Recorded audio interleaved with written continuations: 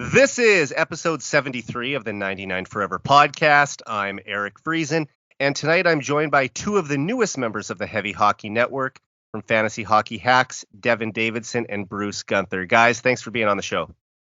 Thanks for having us. Absolutely. Happy to be here. Yeah, man, I've been looking forward to talking Oilers hockey with you guys and getting some fantasy advice for the upcoming season as well. And it's also cool that for the first time in nearly 4 years of hosting this podcast, I have some fellow Oilers fans from Saskatchewan on the show. And Devon, you're even from Saskatoon. That is correct. Yeah, it's just funny the way things worked out that we joined Heavy Hockey and you just happen to be right here in Saskatoon as well. So, yeah, it's pretty cool. And Michael actually did live in Saskatoon for about 7 years, but he's lived most of his life in Edmonton, I believe, and he's out in Halifax now. Yeah. And you guys, just living in Saskatchewan, how many other Oilers fans do you know? Because since we don't have an NHL team here, there are fans of basically every team around. I mean, personally, I see Oilers gear around the city on a daily basis. Do you know many other Oilers fans in Saskatoon? I can't speak for you, Bruce, but I mean, that's the one I see the most, right, is Edmonton. And if it's not Edmonton, there seems to be a Calgary connection for whatever reason. I know quite a few people that cheering for the wrong team, but that's okay. Yeah, I know a few Oiler fans. My cousin Grant is a big Oiler fan as well, and yeah, like Devon said, you walk around, I'll wear my Oilers jersey or my hoodie, and I'll get lots of comments and stuff about it. Some good, some bad, but I think geography is part of it, right? Like Edmonton and Calgary are the two closest teams to Saskatoon, and I remember there was an article in the Star Phoenix back in like 2009 where they asked, I don't remember the exact total of people around the city who their favorite NHL team was, and they found that over the age of 40, the Habs and the Leafs were the two most commonly teams that people cheered for, and then under 40, it was more Calgary, Edmonton, and Pittsburgh, which I think Sidney Crosby probably played a part in that. But so I just think that for at least fans who were post the original six era, Edmonton would probably be one of the more popular teams in Saskatoon. That makes entirely too much sense to me, for sure. Yeah, me too. Yeah, they definitely have to be one of the teams that's followed the most here. And like I said off the top, we're going to be talking all things Oilers and fantasy hockey tonight. But since you're both first-time guests on the podcast, I'd like to start by just hearing a little bit about how you started following the team. So when did you first get interested in hockey, and how did you become an Oilers fan? Bruce, you can kick us off tonight. Oh, well, hockey for me was pretty easy. My dad played organized hockey a lot, so we'd go watch his games. And the easiest game from remember, they played in Wormwood here against some NHL alumni. And usually it's supposed to be a fun game, right? Well, the team that was my dad on, they had made the decision that they were going to push these guys and see how hard they could push these NHL players. They actually beat them 8-6. They after the game, they had said that had been the most competitive game they had played as a alumni team. They took it to them pretty good. It was kind of surprising to see watching these alumni players actually having to work again. It was. And were these games in the summer? No, this was a winter game. It was in the winter. I was pretty small still then, but I remember because I got to go through the dressing room. I've got a team picture of the alumni, and they all signed it. Just kind of went in the locker room, just kind of went all the way around and out. There was lots. What was I actually got to sit and chat with Glenn Hall for probably Mr. 5 or Goalie. 10 minutes as a kid. So it was something. That was big thing in Oilers. To be honest, I'm not even sure when I started cheering for the Oilers. But we always watched Hockey Night in Canada, early games, late games, and probably during the 80s, during their run, their other Stanley Cups. That's probably when. So can you remember all 5 of the cups then? No, actually, I can't. The only thing I can remember is the goal that no Oilers fan wants to remember. That's the only thing I can remember. Well, yeah, that's a pretty difficult one in '86. I think just even you describing it, we all know what you're talking about. And Devon, how about yourself? Well, I mean, for me, I think like most kids growing up in Western Canada, particularly in Alberta or Saskatchewan, I actually grew up in a small farming community in Alberta, Paradise Valley, and my uncle actually used to play some senior hockey out there. And so that was my first interaction concerning hockey. But as far as the Oilers go, I mean, in that area, everyone cheered for the Edmonton Oilers, right? So I was born in '87, so just being a young kid, it was sort of like Oilers hysteria right around that time frame. And so I sort of picked it up just from my dad, from my uncle, from everyone in that area. And I mean, I don't remember anything obviously from 1990 because I would have been 3. But it was just sort of ingrained in me growing up, right? You kind of cheered for the Oilers, and so we went to a lot of games growing up. Yeah, and I mean, I'm born in '89, so I was 1 the last time they won a cup. I mean, at least I was alive for one Oilers Stanley Cup, and you would have even been alive when Gretzky was still with the team. I was born about 5 months after the Gretzky trade, and as we're recording this on Thursday night, but yesterday was the 35th anniversary of the Wayne Gretzky trade. Bruce, I'll just go back to you for a second. Do you remember that trade? Vaguely, yeah. I was just remember stunned, like, holy crap, they traded him. It's like, I didn't think he would be if any player was that you would never trade, he would be one, but see the trade, it was like, holy cow. That was, yeah. You know, whenever I have guests on this podcast who were around in the 80s and were following the team, they always talk about that as, just one of the most devastating days of their lives, not even just as an Oilers fan, but just their lives in general. So, yeah, a tough one for Oilers fans, especially to see the great one move on to a divisional rival. And what do you remember about your first Oilers game at Northlands Coliseum, Devon? Oh man, I was trying to think about this. There's actually a couple memories going back, and I think the first game I went to though was with my dad, and my brother, and my aunt actually had some connection to the team. She knew some of the players somehow. She owns a business in Edmonton, a clothing store, and I think at that time she had some connections, and we went and saw this game, and she brought us 2 pucks, and so she gave one to me. It was an autographed Doug Weight puck. And the other one was an autographed Ryan Smith puck. Oh, nice. And yeah, it was super cool. And at that time, we were both still pretty young. And so we weren't following the team super closely, didn't know all the players and stuff. And I just remember that time Doug Weight was the captain. And Ryan Smith, I think, was the assistant captain. And my younger brother, kind of doing the younger brother thing, said, well, I want the captain puck. And And so my dad kind of said, well, why don't you just give him the captain puck? And I said, okay, sure. Right. So trying to be a nice big brother. Well, little did I know that Ryan Smith would quickly become one of my favorite players ever. And so it actually worked out quite well that I got that Ryan Smith puck. And so Doug Weight was traded in the summer of 2001. I don't know if you remember the year that this was, but is that sort of in the range, or would it have even been in the late 90s yet? It could have been in the late 90s. Like, I'm trying to think. It might have been 99, might have been 2000, but it was like, I think late 90s is probably when it happened. Okay. And do you remember who it was against? Anything else from the game? I mean, that's pretty cool that you guys got the pucks, first of all. Yeah, no, I don't recall who they were playing. I mean, obviously, as Oilers fans, we remember those rivalries with Dallas, and so that just kind of sticks out in my mind for that time period. The other kind of cool memory I have is, and this was maybe a few months later, we went to another game with my hockey team, and we had an opportunity to go down. They had that area where the guys walked out, and you could kind of see them, and they had that lounge down there. We had a chance to meet Bill Ranford, so that was another kind of neat little memory I've got from being a kid. And he would have just come back to finish his career there. Yeah. So I think he played his last season with the Oilers in 99-2000. So I'm going to just narrow it down and guess that would have been the year that it was. Yeah. If he was back with the team. Yeah. So pretty cool. And I'm sure someone had told you that 10 years earlier he was the Conn Smythe winner and backstopped the Oilers to a cup. So pretty cool that he came and finished up his NHL career in Edmonton. And Bruce, do you remember your first game? I don't remember much of the game, but I do remember everything around it. Okay. Because I was working at McDonald's at the time, so this was the early 90s. I think I was just out of high school, if I remember correctly. And me and 2 buddies, they were been hounding us to take holidays because I hadn't taken any ever.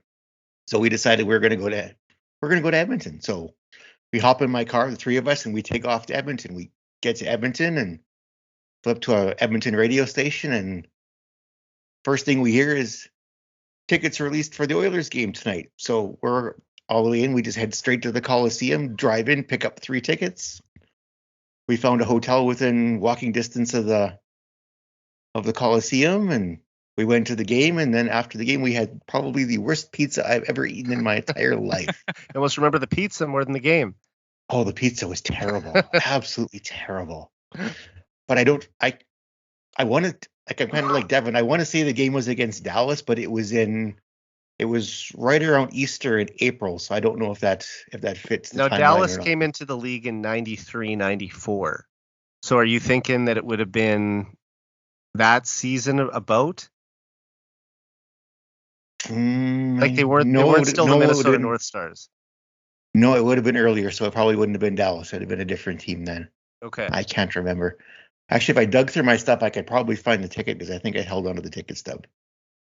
Yeah, that was back when you could actually still keep ticket stubs. Yep. You know, with everything being digital, I'm glad that I have a few of those Oilers ticket stubs left still. And my first game was in 2006. It was a Battle of Alberta that unfortunately the Oilers lost. But they did go to the final that year a few months later, so that kind of made up for it a bit. But I did get to see George Laraque win a fight, so that that was a good first memory at Rogers or at Rexall Place at the time.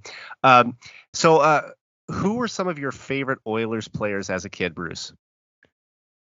For me, Ryan Smith was the big one for me. Ryan Smith losing that overtime game where he lost 2 teeth and then came back out and scored the goal, and that was in the playoffs, wasn't it? They actually won that game. Yeah. That's the big Ryan Smith thing that stands out for me. The guy he'll go anywhere and do anything on the ice. And I love players like that. Yeah, he just fit the blue collar mold of the city of Edmonton so well, and just a guy who could score, but also wasn't afraid to play a gritty game, and just those are the kind of guys who become legends in oil country. And Devon, who were your hockey heroes as a kid? Well, yeah, for sure, Ryan Smith. I mean, that's, like I said earlier, that puck that I got sort of set me on that path. But then just watching him play in Edmonton, the things he did. And I mean, Eric, you and I are both the same age, so that 2006 Cup run for me, really, like, I was already a big Oilers fan, but when that happened, that solidified it for me. So watching Ryan Smith do the things he did, Alice Hemsky, of course, growing up was always fun to watch. Jordan Eberle. I mean, maybe not, as a kid so much, but even when he was drafted, like, that was about 15 years ago, right? So, it was great to see another Saskatchewan guy be a high pick for the Oilers too, even though he was for the Pats. It was awesome. And he was a World Junior hero a few months later that Christmas. Yes. So, I mean, the hype for Eberle was there before he even played a game in oil country. 100%. Like that for me, whenever those top 10 World Junior moments come up on TSN, like, Jordan Eberle's overtime or his game tying goal and then to win it was like that'll be all time for me. Did you see any of the games, the World Juniors in Saskatoon the following year in 2010? Did you go to any of those? I don't know if I did. I don't think I did, actually. Okay. I saw them play Switzerland. I think they beat them 6-1 and Eberle had a couple goals. It wasn't an overly competitive game, but that was when he was on his way to setting the Canadian record for goals at the World Juniors, which obviously was broken by Connor Bedard this past Christmas.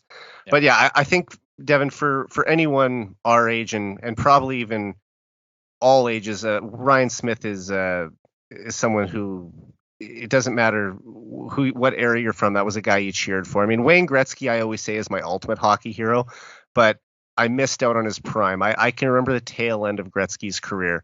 But for a player that I watched as a kid, Ryan Smith was my hockey hero. And actually, 5 years ago, when I was working at the TV station in Lloydminster as an intern sports reporter, I remember there was a day the station manager called me into her office, and she told me that there was this Junior A charity hockey game that was happening in a small town, and Ryan Smith was going to be there. because the team he owned, the St. Albert Saints, were going to be playing, and she asked if I wanted to go interview him. And I mean, I was Why just not? like, Yeah. I'm like, Yeah. do I? I'm like, yeah, like, I told her, like, this is my hero. I mean, of course. So, and there was a snowstorm that day too, so it almost didn't happen. But I was like, I will drive to this small town in Alberta through a snowstorm to get to have the chance to not only meet but interview Smitty. And man, just the nicest guy you could ever meet. Before the interview started, I spent like 2 minutes and said, I just want to get this out of the way. You know, you're one of my heroes. This is such an honor to meet you. I'm going to be professional after this, but I just had to get my fan moment in first. So we took a couple pictures together, and then we did the interview. So that's for sure the best day of my broadcasting career, and probably a top 10 day of my life too. No kidding. Fantastic. That's So, I mean, and what is your best memory of watching the Oilers either on TV or live in person, Devon? Okay, I've got a bunch here, but like I said, the 2006 Cup run for me, just that whole experience. I was 18 in Alberta when that Cup run happened, and so I mean, me and my best friends, well, Tyler Homan, Bruce, who is on our podcast as well, Yep. we've been buds since kindergarten, and so to go to all the games or watch all the games on TV and even just be in and around Edmonton when that was happening was a lot of fun. Jordan Eberle's first NHL goal was crazy. That was amazing. Yeah, like that one will stick in my memory. I've actually got an autographed image of that hanging in my office here. Nice. Sam Gagne's 8-point night against Chicago. Mhm. Yeah. That's a tough one to forget. The Battle of Alberta just a couple years ago here with Mike Smith and Cam Talbot dropping the gloves. That was fantastic. McDavid 100 points in 53 games. That one felt like a big deal. Draisaitl's playoff run in 2022 with his high ankle sprain, and then McDavid's 60 goals. Like those are kind of some of the bigger moments to stick out. And I mean, any Oilers fan, just who is roughly our age or can go back 10 plus years or so, like instantly, all of these just come to mind. Like I can picture them the moment you say them. So it's just, I think a lot of people even remember where they were. I remember watching that Jordan Eberle goal at the airport Chili's in Calgary. I was flying home to Saskatoon from university. I was going to university in Calgary, so like I'm flying back to Saskatoon, and I was the only person at that Chili's bar that cheered when Jordan Eberle scored. So, that's awesome. I know it was, and I'm thinking like I know that you guys are probably all Flames fans here watching this, but like come on, that's a pretty cool first goal, and Amazing. So yeah, that was a memory that I'll never forget.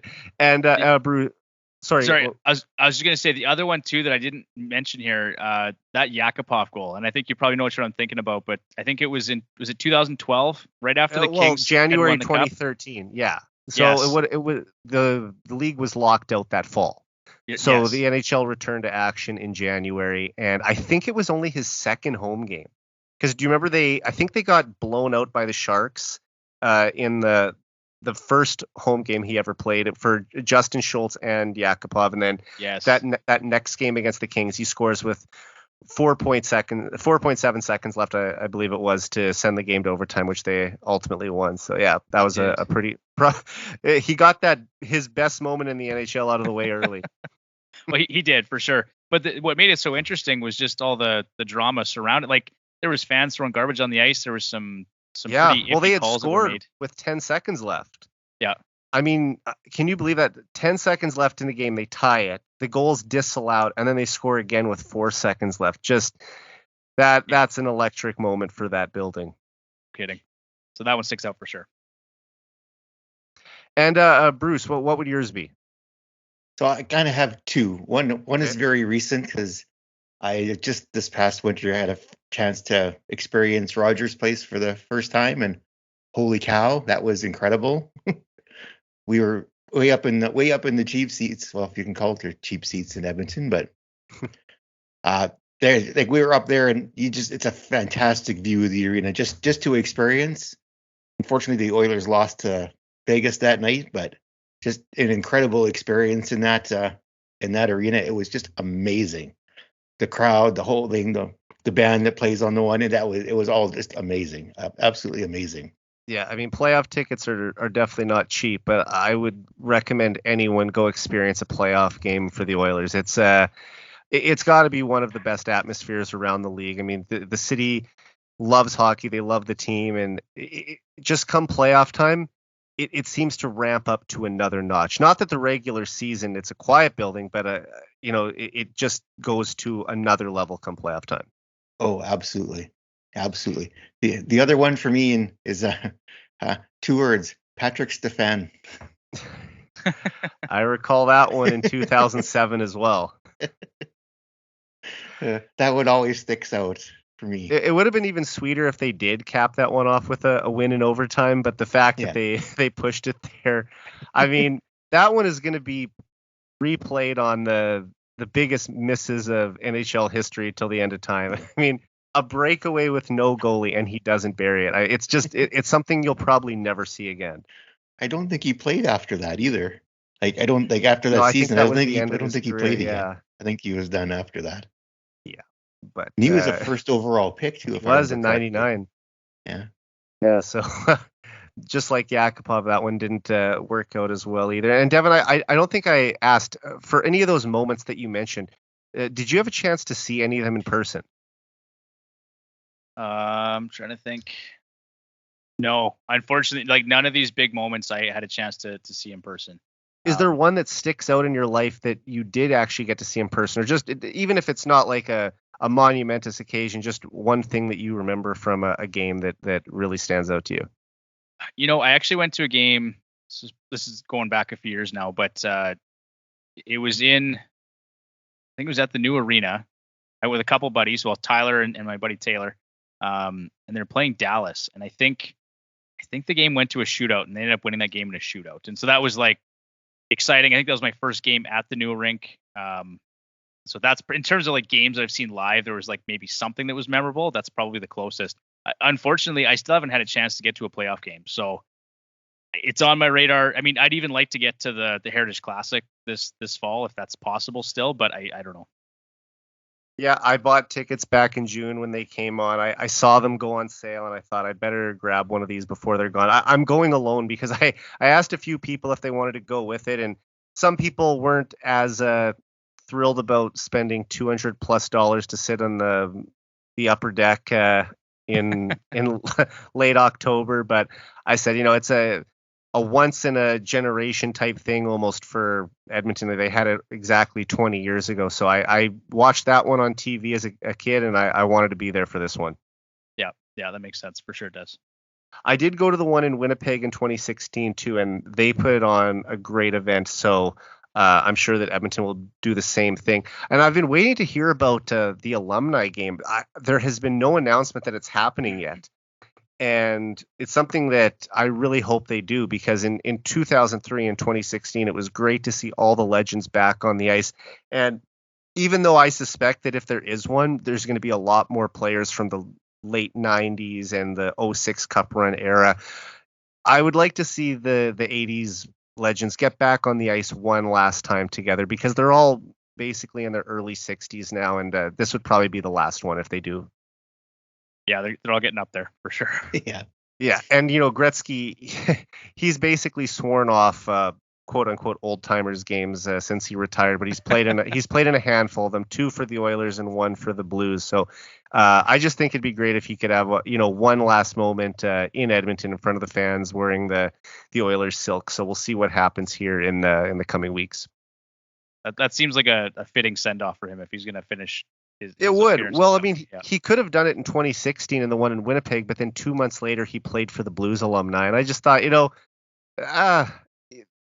it's a team that he spent the least amount of time with, half a season. It just feels like it should be in Edmonton. Yeah, I agree. All right, and like I said, awesome to find out more about you guys. And just the last one we're gonna just touch on here is, how often now do you make it out to Rogers Place to see the Oilers play? Bruce, back to you. Oh God, so last winter here was the last time. Before that, it was Timo Hartikainen's last season with the Oilers. The last time I was there, so it's about 10 years. Timo Hartikainen, there's a poll. Maybe about 2011, I think. Maybe 2012. Something. I think so. Yeah, it was his last season. My wife had got me tickets for that game, so my cousin and we drove into Edmonton and for the game, and yeah, that was a terrible season for them. So they had a lot of AHL players up, and at that time I had really liked Hartikainen as a player. I thought he would do really, really well, and then in the offseason he bolted for home. Yeah, there was a lot of terrible teams in the 2010s. So yeah. But honestly, I've let go of anything that happened before Connor McDavid because every poor decision made led to getting him. So yeah, exactly. it's all in the past now. I don't lose any sleep like over the Yakupov draft or any of the mismanagements or signings or trades they made. It's the ones after that hurt more.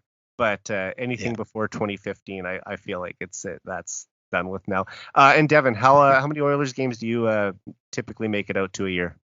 Oh man, not enough. I think it's been a season or two now since I've gone to my last game here. Okay. But I do try to get out to one a year. Like that's kind of my goal if I can. We do a boys trip. I think Bruce, you and I have been talking about doing a podcast trip and just getting you and I and John and Tyler together for a game, and it hasn't worked out yet. But it's on the to-do list. So definitely, I want to go to at least one more next season here. That'd be awesome. Yeah, I mean, when you have to factor in the things for us, like being a 5-hour drive away and having to get a hotel room and buy all your meals while you're there, it adds up a little more. So honestly, I go to about 3 or 4 a year. I would love to go to one a month if I didn't have all the extra expenses. But yeah, it's while McDavid's in his prime, I always say I try to see as many as I can live in person. Yeah, well, and you know what? Tyler has season tickets too, Bruce. So we gotta tap him on the shoulder a bit more this next year. Definitely. And watching McDavid play live and watching on TV, there's nothing like watching him play live. Yeah, he's one of the few guys that's worth the price of admission that you can really say that about. Yeah, like guys like him. I had a chance to, different sport though. Had a chance to watch LeBron James play in person. TV does not do him justice at all for how well he plays. I think that probably goes for any of the generational talents across all the big sports, right? If you have a chance to see a once in a lifetime player, it's something that you're not going to forget. And that's one of the cool things about, having McDavid here in Edmonton. He's undoubtedly the best player in the world, and we have him right here in Western Canada. Even though we're not in Edmonton, we're, like I said, a 5-hour drive away from seeing him. I mean, that's something that just isn't as accessible to most of North America. Great. Yeah. Just amazing. Speaking of seeing generational talents play, this is a little off script here, but when I was out in Ontario for a conference, Bruce, you remember this back in 2017, we went to Niagara Falls. And so it's kind of a hop, skip, and a jump from Buffalo. And Tom Brady was playing the Buffalo Bills right after I was at this convention, this conference. So I took a couple extra days off work and went to this game in, I don't know, it was like in November or something. Went and saw Tom Brady play against the Bills, and that was just incredible. Yeah, very cool. And I'm almost sure they won because I don't think Tom Brady ever lost to the Bills when he played for the Pats. No, yeah, they won. It was like a really, really low scoring game. I remember I actually had Tom as my quarterback in fantasy that week, and he really let me down because he didn't do anything for fantasy purposes, and it was a very, very low scoring affair. But I shouldn't be surprised that you're also in a fantasy football league. Well, you know what? I've actually shelved that, so I really got into fantasy hockey, obviously, and so I've had to kind of put some things on the back burner. And I find fantasy football for me is just really tough. Like it's well, Bruce, you can probably talk to it more than I can, but I find it difficult. I find fantasy football actually easy. It's easier than hockey for me. A lot easier than hockey. Well, Devon, I'm glad you brought that up because that allows us to transition perfectly into talking about fantasy hockey hacks now. So you guys have obviously been a huge addition to the Heavy Hockey Network. And when Michael told me that your crew was joining us, I thought it would be great because we didn't really have any fantasy hockey content on the site. And it would be just awesome to get some new eyes on us. And you guys have been doing such a good job. I've interacted with you even before you guys were with us on Twitter. So, and when I found out that you guys were also Oilers fans and from Saskatoon, that the connection was there. So, I just want to find out a little about how it all got started too. When did fantasy hockey get going, and how long have you two, as well as John and Tyler, known each other? Well, like I said, Tyler and I have known each other since kindergarten, so we've been lifelong friends, and that goes back a long ways. Bruce and I, we actually worked together for how many years, Bruce? 7 years? That was about 7, I think. Yeah, sounds right. Sorry, excuse me. I started at Moody's Equipment back in 2015, and Bruce had already been there for like 10 years, I think. How long were you there, Bruce, before I started? Probably, 15, so probably 8 years. Yeah. So Bruce was there, and then actually John was in the parts department at Moody's Equipment, and so that was 2015. I started. John had been there for a while already, so I've kind of known John and Bruce since 2015, and Tyler since what would that be, 1992 or 1993. So quite a while, yeah. And as far as you guys are obviously big hockey enthusiasts. And you said the fantasy hockey hacks. When did it actually get started? Right. Oh yeah. So I came to Bruce in I think it was late 2020. Sounds right. And I said, you know what, Bruce, I'm really kind of playing with the idea of starting a hockey podcast, like a fantasy hockey podcast.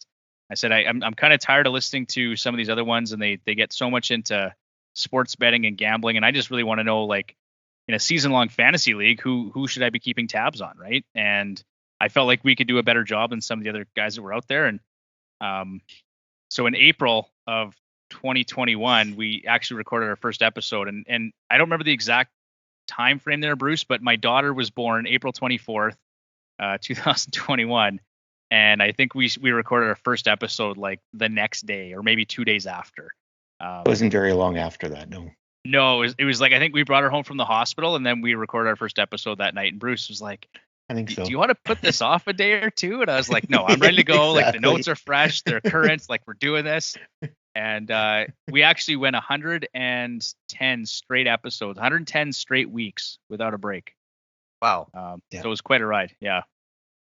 And some of this would have been sort of during the pandemic. So, I mean, that probably helped a little bit too, that there was extra time to get some content up, but also there was, the shorter seasons there too at the start, right?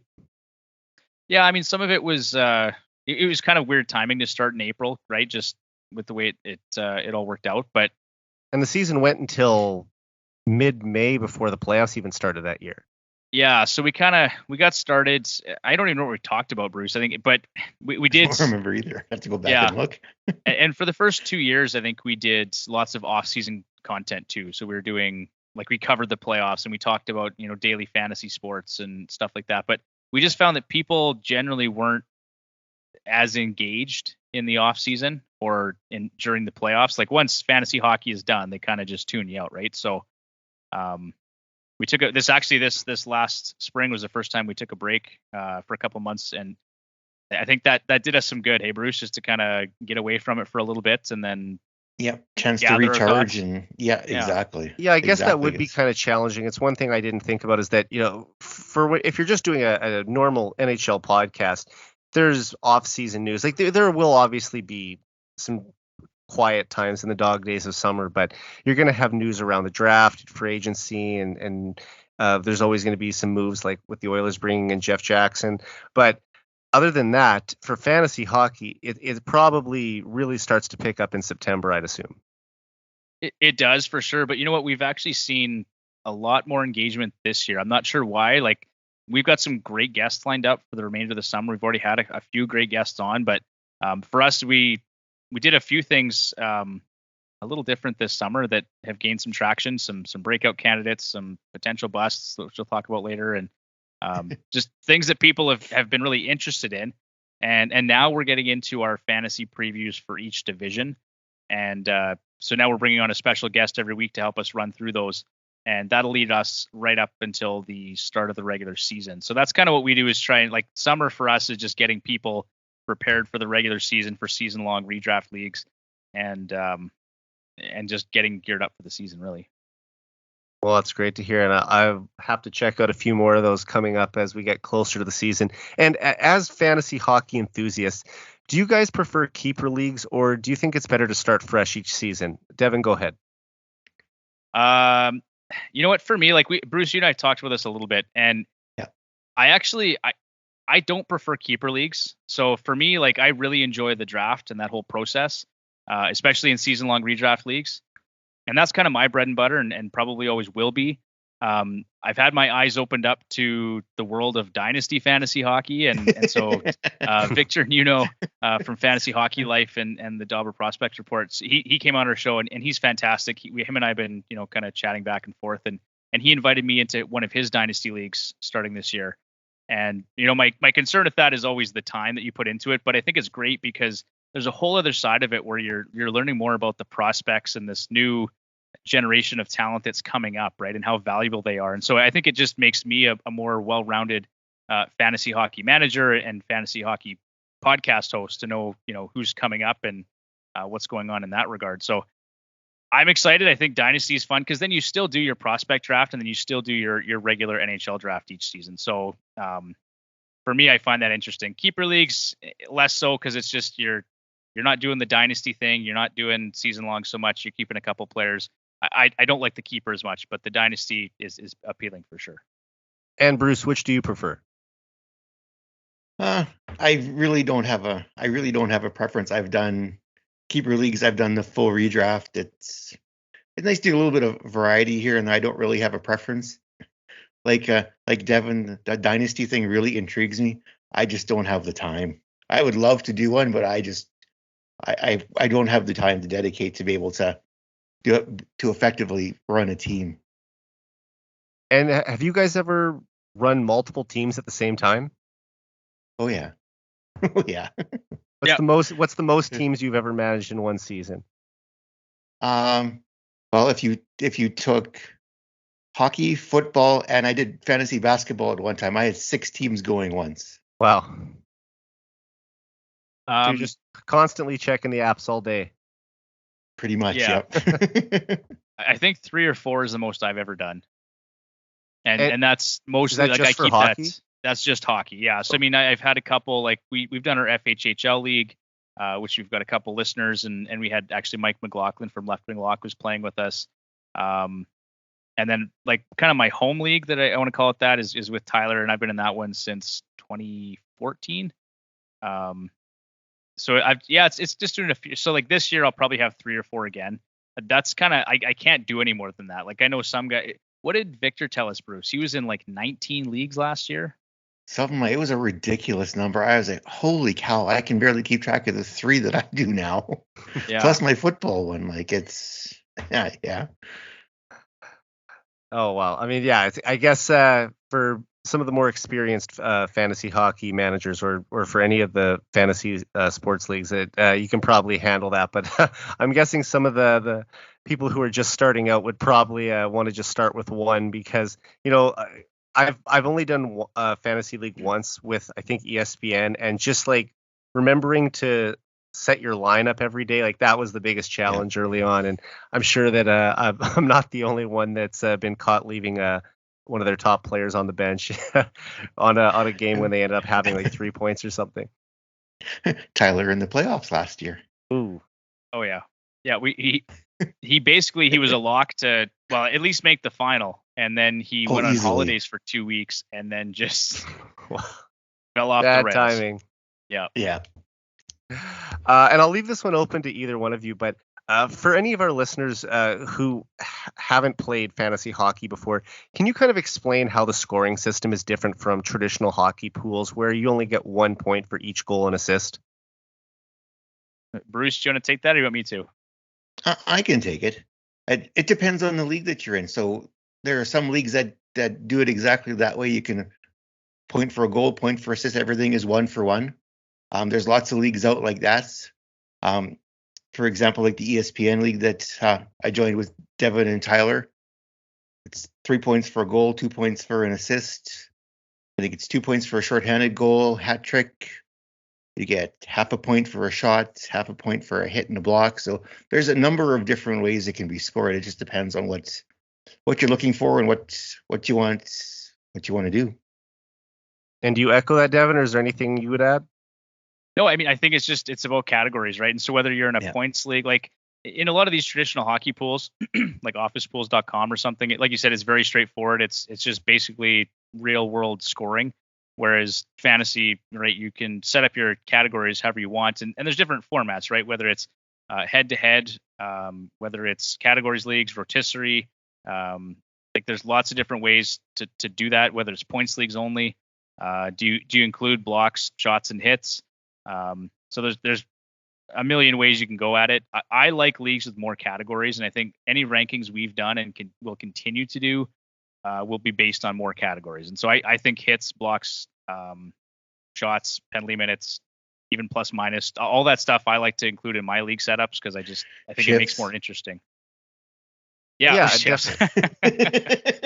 Sorry, well, you know what? I had to plug that one in there. Yeah, well, but you know, we talk about I think shifts is a stupid one to have in there, but everything we look at, like time on ice, per 60, shots on goal per 60, like deployment matters, right? So when you're looking at fantasy hockey assets, it really does matter how much time you play. For sure. And what's your best piece of advice for new fantasy hockey managers when it comes to finding value in the later rounds of a draft? Bruce, I'll go to you first. Oh, for people just starting out, when I first started, it was just picking players I recognized. That was how I started doing it. But now I would say for anyone starting out, if they can listen to our podcast, we'll give you some advice on how to do that. Draft kits from Dauber Left Wing Lock, get a hold of one of those and go through there because Mike and the Dauber guys do a fantastic job of weeding out who to look for in the later rounds, value and things like that, where Devon and I could probably rattle off 3 or 4 each that we would be looking at. For a new person, that would be a great way to start. And Devon, when most of the big names are gone towards the end of the draft, what's your best piece of advice for finding some good value there? Yeah, well, for me, it's if you fail to prepare to fail, right? So research is key. Like Bruce said, make sure you get a hold of some of those draft kits or subscribe to our podcast or any other fantasy hockey podcast to be prepared. I think it's important to be adaptable and to read the room. So know who you're drafting with, because really it's not so much just about how valuable the player is, but it's about finding value in the draft relative to their average draft position. So if you can take a player later than you absolutely have to, then do that. That's where you find value, right? And I would probably recommend baiting goaltenders a little bit. So we've talked about this too, Bruce, is just don't take a big swing on goaltenders early. Like try and fill out your roster with forwards and defense. And I've kind of gotten it down to where probably the first 10 rounds I'm taking forwards and defensemen, and I'll fade goaltenders and try and find value later in the draft. And so because every year there's always, without a doubt, at least 1 or 2 or 3 goaltenders who go undrafted and who have tremendous value. So a couple guys that come to mind are Linus Ullmark, obviously, like Bruce. I think he was undrafted or was drafted in the very late rounds of a few drafts we were in last year. Yeah, the one he made it. That was a waiver wire pickup for somebody, like the first couple of days after the draft. Yeah, and Philip Gustafson was the other one I was thinking of, because he was he was definitely waiver wire fodder. But I mean, he had a 931 save percentage last year. He was fantastic. Yeah. And that was going to be my next question for you guys too. I was going to say, like, going into a fantasy draft, do you have a strategy for which positions you want to fill first, or is it just always the best player available? Go ahead, Bruce.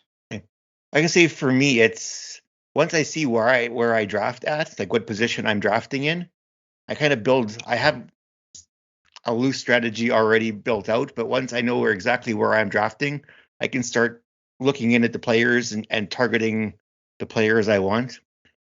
I know that I've had a few. Sorry, I was just going to cut in for a second. I apologize, but for if a goalie like Vasilevsky or Shesterkin is still there in the third round, do you swoop them up, or is that just too early to take a goaltender? Well, I should say I have taken Shesterkin in the third round once. So I would consider it. Lately, I've been kind of Devon. I've been kind of more embracing the 0G or the like not drafting a goalie till after the 10th round. But I would say if you still depends on what your strategy. So when I took Shesterkin in the 3rd round, I had got Panarin in the 1st round and Adam Fox in the 2nd, and then I took him in the 3rd just because I wanted to stack Rangers. That was the only reason why I took him. And Bruce, your strategy is, Devon, your strategy is typically the same in each draft. I mean, again, it depends on who you're drafting with, right? So, like in one league, I know that half the fantasy managers in there are Oilers fans, right? Yeah. And so those guys always reach on Oilers players. So I know that I'm probably not getting any Oilers players because I'm not going to take them where they should go based on their ADP. And which actually works out in my favor because I generally get to draft players that I shouldn't be able to in rounds 3, 4, 5, and 6. Definitely. Like I think 2 years ago I got David Pastrnak in like the 5th or 6th. Wow. Right. Yeah. So he just fell because these guys are so fixated on Oilers players, and that works to my advantage. And then in terms of like the goaltenders and stuff, like or which positions to fill first, I think it's harder to find good value on defensemen specifically outside of the 10th round. Like if I can fill up, can you give an example? So let's say you want to fill up your D, like you have 4 D spots, right?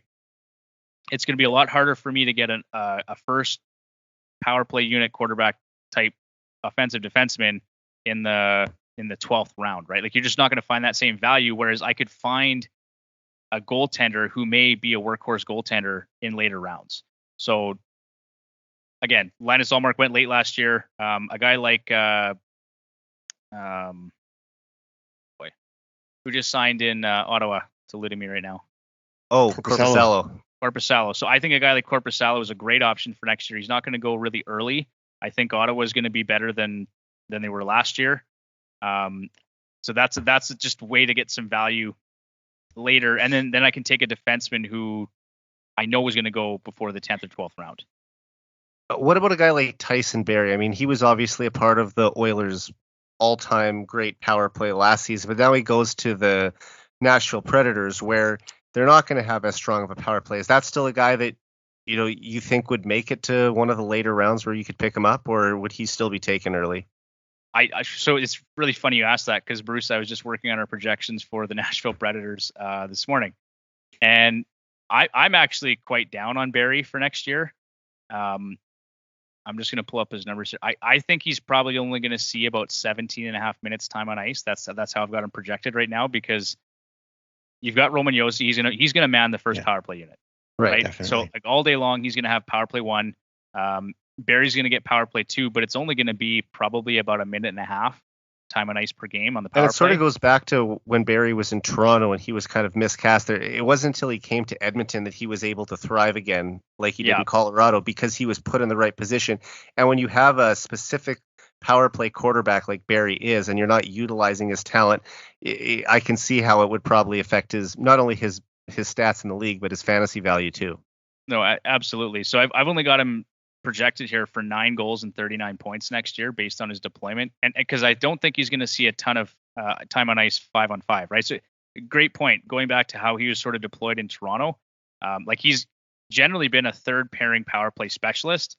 Well, now he's going to be a 3rd pairing depth D because he's not getting power play 1 time either. So for me, like he can still return some value in deep formats. And if Roman Josi ever goes down, like he's the first guy I'm grabbing, but of course, he's going to be, he may get some top 4 minutes depending on what happens with Dante Fabro. But I just think that more likely, because he's not a great defensive defenseman, he's going to get buried in the depth chart there.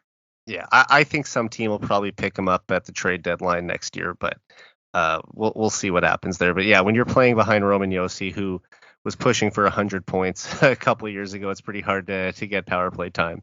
Yeah, for sure.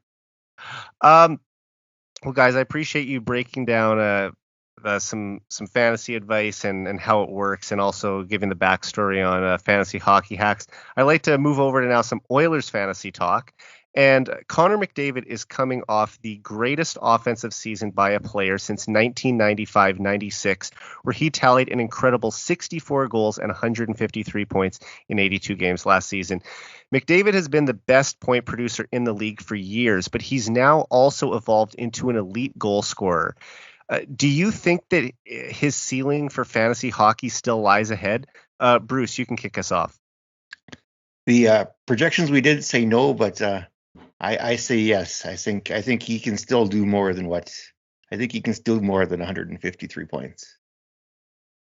But also, like, for fantasy, when you're saying that goals are weighed more than assists as well, like, could he, even if he doesn't reach 150 again, could he still be in the same range if his goal total doesn't drop too significantly? Well, one neat thing about McDavid is when you look at, like, Devon's got all the stats, like the shots per 60, points per 60 and that, but too, you look at what he's been doing too now. He's throwing more hits than he ever did before. And I really noticed that last season that he was more physical. In category leagues and stuff, it doesn't look like much when you're adding like a hit here and a hit there, but in category leagues, that's huge. That'll be huge. And so his point totals for that, but his hits and stuff like that is where you'll see where you're going to get some extra value in there. And Devon, do you have a prediction for McDavid this season? And do you think he has reached his peak in fantasy hockey? You know what? Nothing McDavid does surprises me anymore.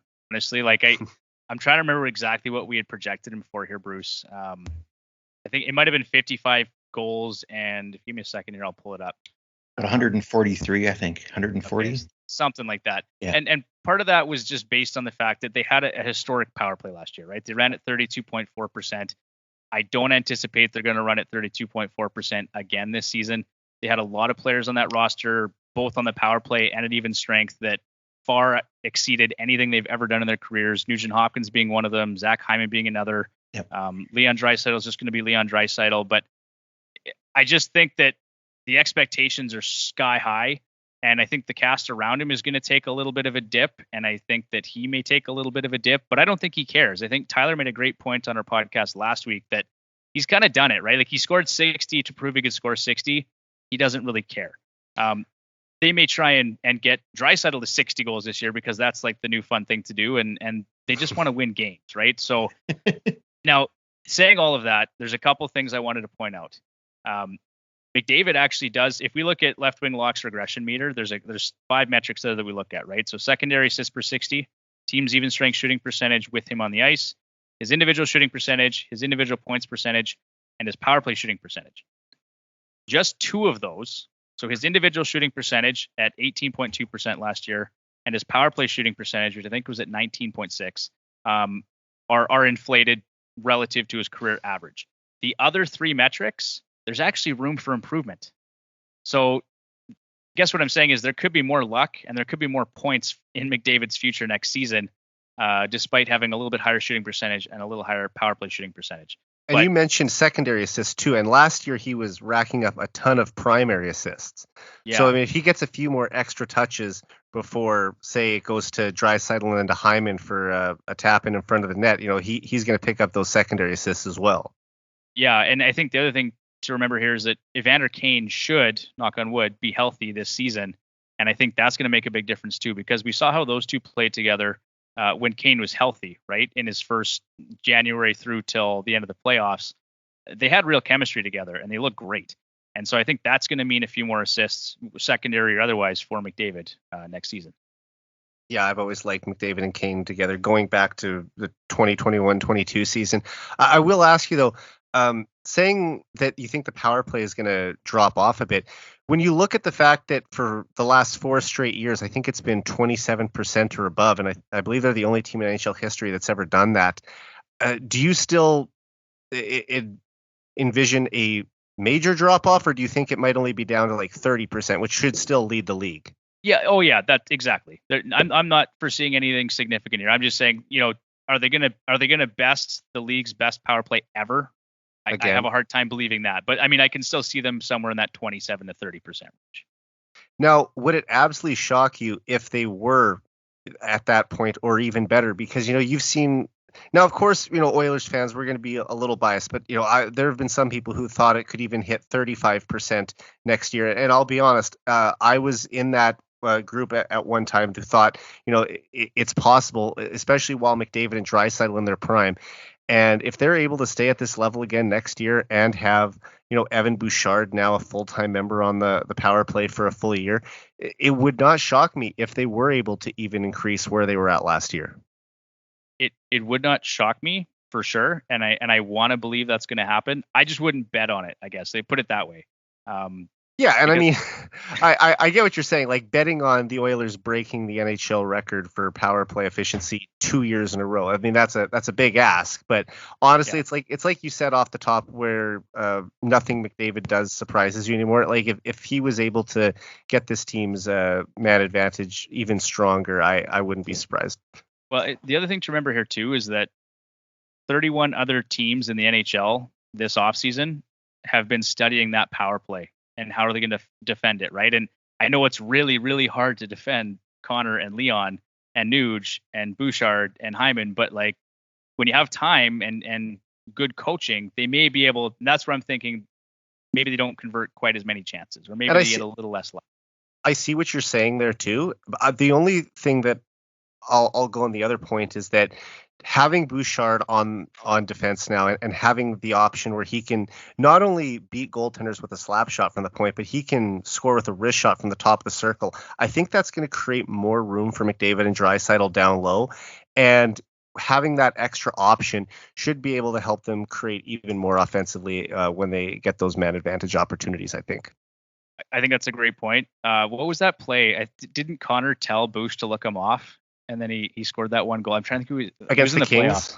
Yes, and that was just brilliant, right? And I think you'll see a lot of stuff like that this year. Like Bouch is just so good on the power play. I mean, it's what he was drafted to do 5 years ago, right? And it's taken a while to grow into that spot. We talked about Tyson Barrie already. He was holding down the PP1 spot for a couple of years, and that was another thing that happened with the trade. Not only did it bring in Ekholm, but it opened the door finally for Bouchard to get that role that he's been sort of groomed for since the time they drafted him. Yeah. It's part of it is just trying to keep that asset cost controlled too, right? They wanted to keep his points down, so his contract wasn't quite such a headache. But and I think you said 143 points for McDavid. Was that your prediction last year? Because I had him getting 140. Although I always believed there would be a 150 point season in his career eventually. I didn't know if it'd be next year or last year or not. It ended up being one, and I think he can do it again this year. But have you guys put that out yet, or am I doing a spoiler here by asking you to say what your predictions are for McDavid this coming season? No, that's not a spoiler. That was actually in our Pacific Division Fantasy Preview Part 2. We had Caleb Kearney from the Hockey News on, so it's on our website, fantasyhockeyhacks.com, if you want to see that article. He's got all the projections for the Flames, Oilers, Kraken, and Canucks. Getting specific to the Oilers, we have McDavid here at 53 goals and 140 points. Again, that's probably a little conservative. I can see him hitting 60 and 150 or 160. Like, that's not going to shock me. We've got Draisaitl at 51 goals and 123 points. Yeah, and I mean 143 points should still be enough to win the Art Ross Trophy by 20 plus points. For sure. I mean, if Draisaitl is 123, it's a little under 20, but yeah, I mean, I don't know. I think that for the next 5 years, McDavid's a safe bet to get at least 120 points, and it wouldn't surprise me if a lot of those years are 130 or more. But, right in this window, I mean, last year he was so close to being a 2-point per game player. It feels like I wouldn't be shocked at all if he was able to put up 150 again. And the only players in NHL history with multiple 150 point seasons are Gretzky and Lemieux. So, I mean, we're talking about hockey royalty here. Definitely. Yeah, Dave's incredible. Yeah, and considering how much better he is than the rest of the league right now, do you think that there should be a Gretzky rule for McDavid moving forward where you can only take his goals or assists as we used to see with Gretzky back in hockey pools in the 80s and 90s? Devon, what's your take on that? I'm going to say no, absolutely not. I just think, especially in season-long redrafts, if you win your draft lottery and you have the opportunity to select him first overall, that's your season to do it. And quite often, actually, the first overall drafting position is not an advantageous one, especially if it's a snake draft, right? You're going first and then 11th. And then, Yeah. So I think you kind of pay for that in terms of where you're drafting. For me personally, I wouldn't care, but I wouldn't handcuff him that way. I don't think that's the way to do it. And Bruce, what do you think? Is McDavid's dominance over the rest of the league eventually going to force this type of rule into effect? Oh, I hope not.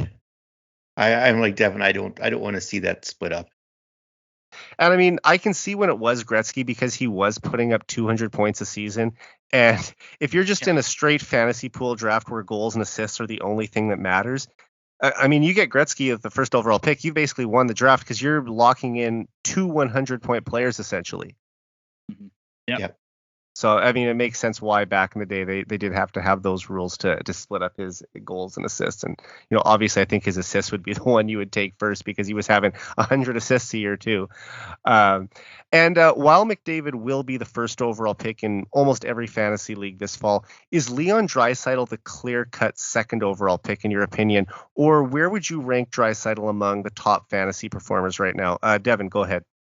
Yeah, for me, it's Leon Draisaitl. And I know that's going to sound biased being that I'm a big Oilers guy, but I don't have the numbers in front of me. But if you look over the past 3 seasons, maybe in the past 4, he's been the number 2 offensive producer in the league. And it's not really even close. I really like Leon Draisaitl. I'm a big fan of his and just what he does on the ice. He's got a lot of grit. He's kind of nasty. He can score goals in his sleep. He's playing with Connor on the power play. There's just so much to like. Now, some people like Nathan MacKinnon more in that second spot, and I can see why when you look at shot volume. I think Nathan MacKinnon was the only player in the NHL last year that he had averaged over 5 shots on goal per game. He was at 5.2, I believe. Pasternak was close at 4.9. And it's just so by shot volume alone and his career shooting percentage, Nathan MacKinnon's a lock for 40 goals. The only thing with him is he always misses 10 to 15 games. Yeah. If he can ever just play a full 82 games, he may, if Connor fell asleep at the wheel, he may challenge Connor for an Art Ross trophy one year. But there's a lot of things that have to go right for that to happen. Yeah. I think that MacKinnon is, right up there. I mean, he generally seems to be considered the second or third best player in the world, depending on, who you talk to. But I don't think he's ever going to take the Art Ross from Connor if McDavid is healthy for a full year. It would have to be where McDavid misses 10 plus games, I think, for MacKinnon to have a shot, just because the consistent point production from McDavid, it's not just that he, puts up a ton of points, with these, 4-point games all the time, but it's consistently multi-point game after multi-point game. I mean, last year he became the first player in NHL history to have 5 10-game point streaks in a season and 3 15-game point streaks in a season. So, I mean, we're talking about a guy who just, when he gets on a roll, he can't stop. I believe there was one regular season game at home in the second half of the year where McDavid didn't have a point. Yeah. So when you're able to put up that kind of offense, I mean, he's won the last 3 Art Ross trophies. Would it surprise anyone if he won the next 3 as well? No, not at all. Not at all. But when you're comparing Draisaitl and MacKinnon, just to go back to that for a minute, if MacKinnon is healthy, do you think that he would have more fantasy points than Draisaitl in a given year? Yeah, he can for sure. But he hasn't to this point. And I think that for me, some people will tell you, well, I don't take injuries into consideration. Well, for me, it plays a factor, right? It's not the factor, but it's something I consider. I'd still rather have Leon Draisaitl ahead of Nathan MacKinnon in terms of fantasy. No, that makes sense. And in reality. Oh yeah, me too. I mean, we're Oilers fans as well, right? But I mean, Definitely. I mean, Draisaitl's got the Hart Trophy and the Art Ross Trophy on his shelf, so I think he's still got that over. Even though MacKinnon has the cup, I always say that's a team accomplishment. When you're comparing individual player to individual player, Leon Draisaitl is the second most dominant offensive player in the league. And Bruce, where would you rank Draisaitl going into the 23-24 season? Oh, he's a solid number 2 for me. I would not rank him any lower than 2. And you would think that across the board, he's going to be 2 on most drafts this fall? Unless you're a Leafs fan. Have you ever been in a draft where Matthews was taken ahead of Draisaitl? Yes, and it was a Leafs fan that took him. Of course. And Devin, how about you? Oh yeah, I've seen it happen. I mean, well, look, we've all got our own biases, right? Does it it shock happens. you every time? They're like, really? Yeah, I mean, like, look, Matthews had a 60-goal season, and that's great. And then everyone thought he was going to be A consistent it was 60-goal guy. yeah, and they were saying he was on the same plane as Connor McDavid, and it was asinine. It was insane. I don't know how people can make those comparisons. Like, was it Jeff O'Neill on TSN? That guy drives me crazy because he constantly. He's the biggest Leafs homer on TSN, right? Oh, it's unbearable. It's like I can't listen to it. It drives me nuts. But you know what? Like, people have their own biases, right? So, and probably people get annoyed with me when I talk about Draisaitl, but whatever. It is what it is. I think that there really wasn't a debate, but there was a movement from Leafs fans earlier in Matthews' career where they were saying that he's narrowing the gap, he's getting closer to McDavid, he's getting closer, and pretty much over the last few years, McDavid has put any of those those debates to rest, if you can even call them debates. Just the sheer offense that he's able to put up. I mean, I know Matthews had 60 goals, and then McDavid comes out and puts up 64, and I love that he got to 50 and 60 faster than Matthews did.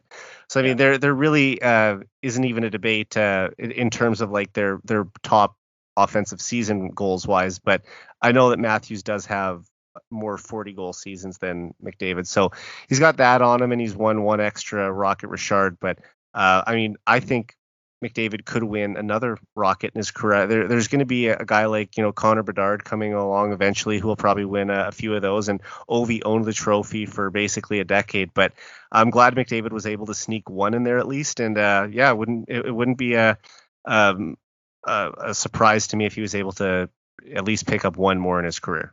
Well, it just reminded me so much of Sidney Crosby a few years ago when people said, well, he'll never win a Rocket Richard trophy. And Crosby just went and did it to prove that he could. And then after that, he didn't really care. And you can kind of see that in Connor's numbers when you look at his shot volume too. Like, he's now an elite company now where he's shooting over 11 and a half shots on goal per 60, which he wasn't doing early in his career. If I go look at his numbers here really quickly, this is the first season, I believe. Yeah, he was at 11.5 this year. 10.7, 9.7, 9.1, 8.1. So he's gotten better every single season since 2018, 2019. He's made a concerted effort to shoot the puck more. And this season by a large margin. I mean, I know Ryan Rishaug put out a little 5-minute package on how McDavid has turned into one of the game's premier shooters, which, you wouldn't have expected from him coming into the league because he was this all-world playmaker and speedster and was able to create so much off the rush. But now just adding that element to his game where he's also one of the top goal scorers in the league makes him even more dangerous. Yeah, no question. 351 shots on goal last year. Yeah. Wow. And he was top 3 in the league in shots on goal, I think. Somewhere in there. Yeah, I don't know exactly, but probably him and Pasternak. And another guy I was actually really surprised by, and this Bruce, was it Timo Meier? Wasn't he right up there too? He could have been up there too. Jason Robertson, actually. He shot 12.2 shots on goal per 60 last season. And he was briefly ahead of McDavid in the goals race there. I remember he was the first to get to 20. I remember the NHL's Twitter account putting that out. And then it was like, well, Connor was off to that incredible start where he had something like 18 goals in his first 18 games. Roberts briefly passes him for like 2 days, and then McDavid takes it back, and no one was in the lead for the league in goals the rest of the way.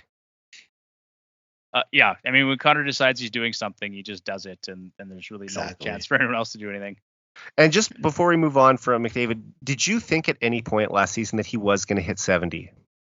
Yes. Yep. I thought he had a chance. In November, I put out a tweet. I said, I'm not going to say for sure that he does it, but the way that it's trending right now, it just feels like he is going to get there. And, he came up a little short. He was at 60 with 10 games to go. And I'm like, okay, 10 goals in the last 10 games. Let's do it. And then, unfortunately, he only had 4 in those 10 games. But still, I mean, 64 is great. I would have been great if he even got 2 extra, so he could have beat Ovi for the highest single season goal total in the salary cap era. But, I mean, to finish one back of who many people consider the greatest goaltender or goal scorer of all time is not bad either. Not bad at all. I just wanted to really quickly here. Sorry, Eric, before we move on. I got the shots pulled up here if you want them from last year. Yeah, for sure.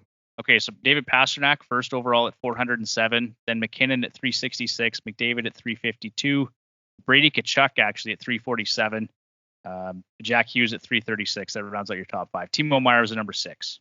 Okay. Yeah, I thought I remember seeing him somewhere near the top last season. Yeah. Shots monster. There you go. And other than the dynamic duo, which Oilers player do you think will put up the most fantasy points this season and why? Bruce, I'll go to you. Zach Hyman. Hyman will repeat what he did last year again. He just reminds me so much of Ryan Smith, and what Ryan Smith does, just Hyman is better than Smith.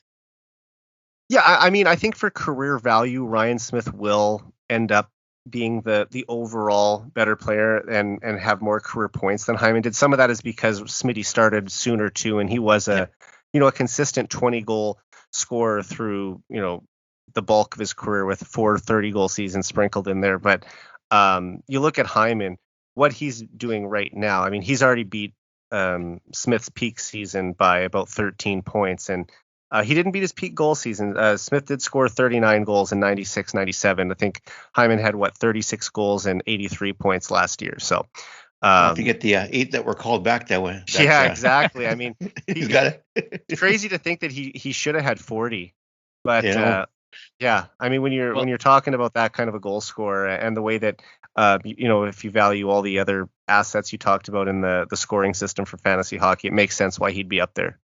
Definitely. So 2 interesting points on Hyman here quickly. Yeah.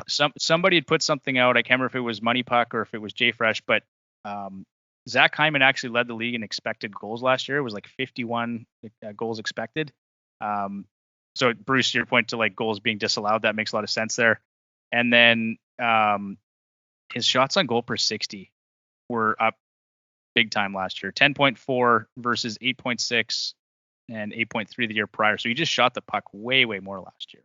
I'll also give him a shout out. I saw Big Head Hockey put out today that he tied for the league lead with Sidney Crosby for backhand goals with 8. So, wow, the king of the backhand, apparently. I love Hyman, just for the record. Absolutely love that player. When he got signed, I kind of wasn't so sure. I didn't realize just how important he would be in terms of I didn't realize either. When I first looked at because I mean, we see Hyman, but he isn't one of the more talked about players on the Leafs when he was there, right? So when he's becoming a free agent and the Oilers are apparently interested, you look at the numbers 21 goals is his career high. I think his career high in points was 41. So now you're committing a 7-year deal, $5+ million to a guy who's only cracked 40 points one time. And I mean, since he's come here, 27 goals and 54 points last year where he missed some games. This past year, career high 36 goals, 83 points. I mean, he's just been everything the Oilers could have asked for and more. Absolutely. Yeah, and we've got him. Bruce, our projection is 32 goals and 72 points for next year. So I do expect some regression for him, but he's still going to be really, really good. I mean, if he puts up 30 goals, I think that's still a huge win. Yeah, definitely. And Devon, who is your pick for the Oilers' best fantasy performer this coming season outside of McDavid and Draisaitl? Well, I'm really bullish on Evander Kane, and considering I'm expecting some regression from Nugent Hopkins and Zach Hyman, but the next guy I'm looking at here is Evander Kane. So I just really think the chemistry he's shown with Connor McDavid is going to be on display again this season. And I think last year it's more so about circumstantial evidence as opposed to actual numbers, but he was still having issues personally with some of his insolvency or bankruptcy stuff, and he was dealing with obviously his injury like that. He wasn't healthy when he came back for the playoffs, and I know Stauffer had said too he probably could have stayed on LTIR and they could have used that money and had him come back in the first round or something. Mm-hmm. But so I think that's something that's going to be pretty apparent when he comes back and he's shooting better than he was this past year. Yeah, his points per game and goals per game averages were both down, I believe, from his first year in Edmonton. But he missed half a season. He only played 41 games last year. So I want to see what Evander Kane can do in a full 82-game season while healthy. So what I've got here, what I'm really curious to see, a couple things quickly. His team's even strength shooting percentage is Tevish, Bruce, was at 7.7% last year. That's one luck metric we look at. League average is usually around 8.75%, 9%. So that on its own says he should get a few more points. His power play shooting percentage was 0. He only had 10 power play shots on goal. So if he gets a little more ice time on the power play, he could put up some additional points. And then his shot volume is still absolutely elite, 11.42 shots on goal per 60. He was just outside the top 20 league wide. So for me, if he's healthy for a full 82 games, I'm expecting close to 300 shots on goal, 250 hits, and 100 PIMs. We've got him projected for 35 goals and 70 points. Yeah, there you go. And I mean, I just remember that series against the Flames in the 2022 playoffs, and Evander Kane had one of the fastest, I believe the 6th fastest hat trick in playoff history when he scored the 3 goals in a span of almost, I think it was exactly 6 minutes in the second period of game 3, I want to say. And it's just the fact that he was able to score 3 goals. I don't know if you remember that game, but they were all 3 similar goals. It was a 2-on-1 rush for all 3 goals where Connor dished it to him, and Markstrom just couldn't stop it any time. It was like copy paste. Exactly. Like honestly, if you stepped out of the room to grab a drink or something and came back, you might be thinking they're showing the goal on repeat, and it was just it was a different goal. But yeah, like he and Connor seem to have such chemistry, and the fact that he also is, you know, sort of a modern day enforcer too, where, you know, he does have that element of, you know, putting some fear in the opposition and knowing that he can drop the gloves if he has to. He's a strong player who can also kind of protect Connor a little bit out there, can dig out some pucks for him. And when he gets the chance to shoot in the slot, a lot of times he's going to find the twine because he just rips the puck. The puck explodes off his blade when you get it to him in a good spot. So having an all-world passer like McDavid with him, it just seems like such a good fit. I want to ask you a question here, Eric. Yeah. Evan Bouchard. So I've seen and heard a lot of projections for this guy. Mm-hmm. We've got him at 14 goals and 62 points, but where do you see him next year? Well, I mean, I'm glad you guys had 62 points. I have him putting up over 60 as well. And, you know, the goal total I haven't really decided on yet, but, you know, I'm starting to think that he could get close to 20. I really think he could. I mean, the last Oilers defenseman to score 20 goals in a season was Sheldon Surrey in 2008-2009 when he put in 23. I think Bouchard could be in that 18 to 20 range, especially with how he's shown, like I said, that he can beat goaltenders from range, even with his wrist shot. So, yep, 60 points I would go for. And that puts him in a special category too, because the only defensemen in Oilers history who have had 60 points are Paul Coffey and Charlie Huddy. So it's been over 30 years since an Oilers defenseman has done that. And I just think that he's right now coming into his prime. He's going to be 24 years old in a couple months. And it seems like he's taking off to become one of those top tier offensive defensemen in the league. Yeah, I agree. I can't wait to watch him this season. Yeah, it's going to be great. And like I said, that's, as much as McDavid and Draisaitl are the driving forces, I think he's just going to be a reason why their power play is going to stay as deadly as it is. Yeah, I agree. All right, and my last question before we just go into the final segment of the show here is, I want to know, give me one sleeper pick on the Oilers that fantasy managers should grab if he's still on the board in the mid to late rounds. One Oilers player that they should be looking for. Devon, who do you have? I think Dylan Holloway is a guy to look at. Okay. I think it's kind of it's starting to feel like fish or cut bait, right? Like he's got to do something this year, and I think that third line probably with him and McLeod and maybe Fogle should be effective in some sheltered minutes or bottom 6 minutes. And he may get some time in the top 6 too if there's some injuries or if he does outperform some of the other guys. Like Connor Brown, Connor Brown's another one too, I guess. But yeah.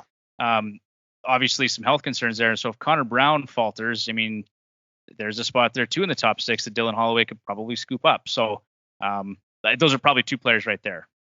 And I mean, I know very little about fantasy compared to the 2 of you guys, but Connor Brown just seems like such a smart pick if he was still there in the later rounds, just because even though he's not going to be on the power play very likely, he should spend a decent amount of time 5-on-5 with McDavid. And if he's getting those opportunities at even strength, there's going to be some secondary assists. He's going to have some tap-in goals. Like, I just think that would be a player who, when you look at who he's going to have the opportunity to play with, would make sense for a kind of a low risk pick. Yep. So 100%. And Bruce, we'll finish with you. Who's your sneaky good pick on the Oilers this year? Oh, Devon took mine. I was going to go with Holloway too. So. Maybe the only other sneaky one possibly. This would be a really late round one. Ryan McLeod. Okay. Yeah, I mean, he was on pace for, I think, 35-ish points last year if he would have been healthy. So, I mean, I'd love to see if he could get into that 40-point range consistently. I think that's where he could be, because he's another guy who's going to have to do the majority of his scoring at even strength or shorthanded, because he's not going to be on probably the first power play unit, and he might be able to get in 30 seconds of second power play unit time when they do get on the ice, which isn't very often. Yeah. No, I think it doesn't happen very often. I believe the Oilers' second unit scored 1 goal last year. I think I remember Jack Michael saying that. Yeah. That's pretty incredible. Like, they set the record for the most dominant power play in NHL history, and the first unit literally scored 99% of their goals. Yeah. Unbelievable. Yeah. Yeah. And just to wrap up the show, guys, like I said, you guys are new to the Heavy Hockey Network, but you've already put out some great content for us. Just, is there anything that you guys want to promote or talk about, just to like give fans an idea? I know you did put out your Pacific Division preview, as you kind of already mentioned. I'm just going to give the floor to you guys to just talk about whatever you have coming up. Yeah, for me, I mean, maybe we'll just pull up this list here quickly of our kind of what's coming up. That tomorrow, actually, we're dropping a new episode. It is our Central Division Part 1 fantasy preview, featuring Stephen Ellis from dailyfaceoff.com. He's their associate editor and prospect analyst. So we're covering Arizona, Chicago, Colorado, and Dallas. So those are two very interesting teams, especially in terms of prospect pools for Arizona and Chicago. So that'll drop tomorrow. We've got Jason Chen, who's also with the Hockey News. He looks after all the fantasy hockey content for the Hockey News. He's joining us on Sunday. That'll drop next week. We've got Flip Livingstone from Locked On Fantasy Podcast, Mike Lamato from Sportsnet, Johnny Lazarus from the NHL Network. I believe Pete Jensen will be joining us at some point, probably in September. Ian Gooding from Dauber Hockey, and Nate Groot Niblink from Apples and Gino. So we've got lots and lots of great guests lined up from now until the start of the regular season, helping us just walk all of our listeners through and get them prepared for fantasy hockey season. I guess in terms of content too, we did have our 5 potential busts in 2023, 2024.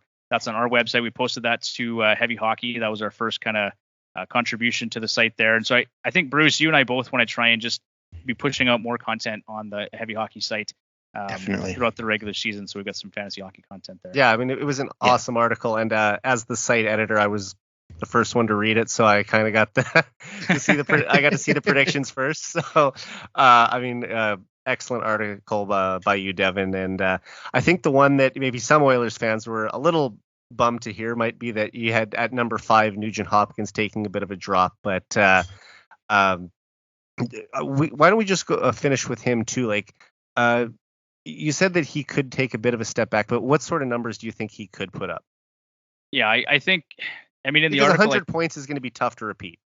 It will. I mean, I don't know many players that at age 28 or 29 put up, go from averaging, I don't know, what was it, 69 or 70 points a year to now 104 points and 37 goals. Like, it was just, and so the article talks about that in depth, based on the 5 luck metrics and kind of what you would expect to see based on his career averages. And I mean, he'll probably still put up 50 points on the power play, right? Like that's not going to surprise me.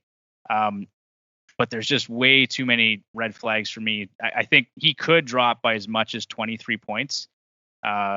Which would still have him at near a point per game pace. Yeah, so I've got him at 26 goals and 82 points for next year. And I think if that's the outcome, we're all really, really happy with that still. Oh, yeah. I never thought season. Right. And I mean, look, I believe he recorded his 100th point of the season about 2 weeks before his 30th birthday. So, very uncommon that a player in their 12th NHL season finally hits the century mark, especially when his career high had only been 69 to that point. Yeah. So you look at his career, like some people were a bit down on him, saying he hadn't lived up to the hype of a first overall pick. And I mean, I think they don't necessarily take into consideration all the other things he does other than put points on the board. But obviously, when you are picked that high, the expectation is there that you are going to be an elite producer. However, last year he kind of quieted his doubters and was able to get 100 points for the first time. Is he going to repeat 104 points and be the third highest Canadian-born scorer in the league? I don't know if he'll do that again, but and I mean Zach Hyman too. Like the Oilers had 3 of the top 10 highest scoring Canadians in the league last year. Yeah. So to have Nugent Hopkins hit 104 again, like I said, that would be very tough. But realistically, if you have a guy in his 13th season who's putting up still at a point per game pace, you'll take that all day. So I mean, 82 points for Nugent Hopkins sounds great. Yeah, we'll take it. We'll be doing a lot more stuff like that throughout the season. We're probably most active on Twitter, or I guess we have to call it X now. I still call it Twitter. I don't know if I'll ever fully make the change. So one thing that we had done in years past, and I kind of got away from last year, was our daily fantasy hockey thoughts tweets. And so I want to hopefully get back to that this year. So that'll just provide some fantasy nuggets each morning for our followers to get up to speed on what's going on fantasy wise. That's awesome. And hopefully we'll have more articles from you, Devon, and also Bruce, you as well in the future. I'd love to hear more of your thoughts on fantasy, both on the podcast form and the written form as well. So that's awesome. And guys, just before we call it a night, where can people follow you? On Twitter, like I said, or X, at FH Hacks. We're also on Instagram, Fantasy Hockey Hacks. If you want to follow us, we're on Threads, Fantasy Hockey Hacks there as well. We do have some YouTube content every once in a while. I'll post shorts there, or sometimes episodes that get posted there. And then fantasyhockeyhacks.com. So weekly articles and podcasts will be there. And just you can find us on all of your major podcast directories as well. And Bruce, for you? For me, I just have my Twitter or X, whatever you want to call it. It's just at Bruce Guenther. It's where I'm mostly do most of my posting. All right. Well, everyone, please go give those guys a follow. And I hope that we can do this again at some point this season. And thanks again for jumping on the podcast tonight. Thank you. Yeah. Thanks, Eric. Really appreciate it. It was a lot of fun. All right. So for Devon Davidson and Bruce Guenther, I'm Eric Friesen. This has been the 99 Forever podcast. We're out.